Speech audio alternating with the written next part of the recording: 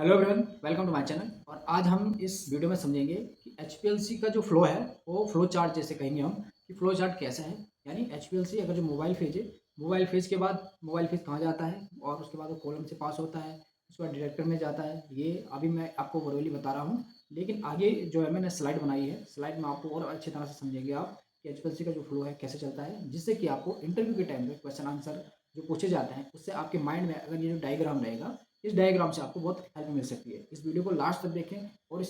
जो आगे मैं पीपीटी बनाऊंगा या जो मैं स्लाइड बना रखी है उसको आप जरूर पूरा देखें, जिससे कि आपको डायग्राम पूरा समझ में आ जाएगा। चलते हैं स्लाइड पे। आप पूरा डायग्राम समझेंगे कि एचपीएलसी कैसे वर्क करता है और एचपीएलसी में जो सैंपल होता है वो कहाँ कहाँ कैसे जाता है और इसका क्या फंक्शन होता है। ठीक है, तो यहाँ पे जो सॉल्वेंट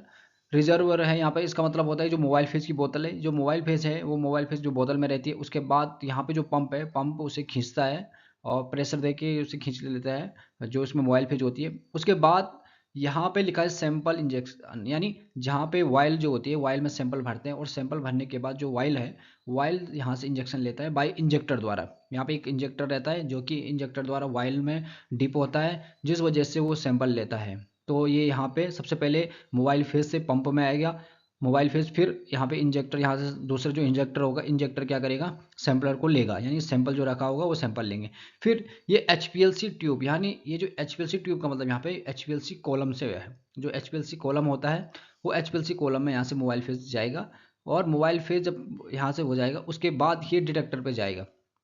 जब कॉलम से डिटेक्टर पे जाता है तो यहाँ पे डिटेक्टर क्या करता है, उसे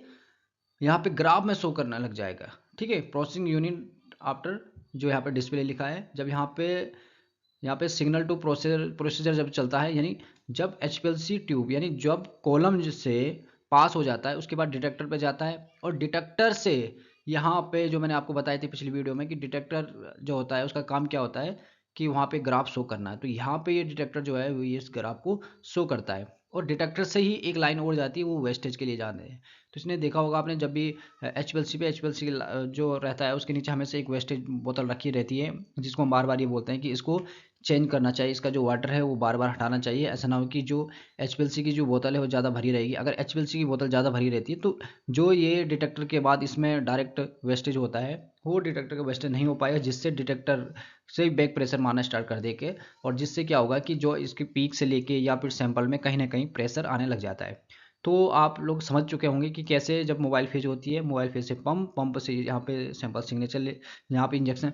पंप के बाद यहाँ पे सैंपल जो इंजेक्शन इंजेक्शन लेता है, उसके बाद कॉलम पे जाता है, कॉलम से बाद डिटेक्टर में जाता है और डिटेक्टर के बाद वहाँ पे ग्राफ शो होता है। तो ये एक डायग्राम था एचपीएलसी को समझने के लिए। आई होप आप इसको समझ गए होंगे कि एचपीएलसी में कैसे। आप बस अगर आप इंटरव्यू देने जाते हो तो आप इस डायग्राम को हमेशा माइंड में लेके चले, आप इसे याद करके अच्छी तरह से इसको एक दो बार देखिए, इसको अच्छी तरह से समझिए पहले, जिससे कि आपको ये हेल्प मिल जाएगी जब आप इंटरव्यू देने जाते हैं।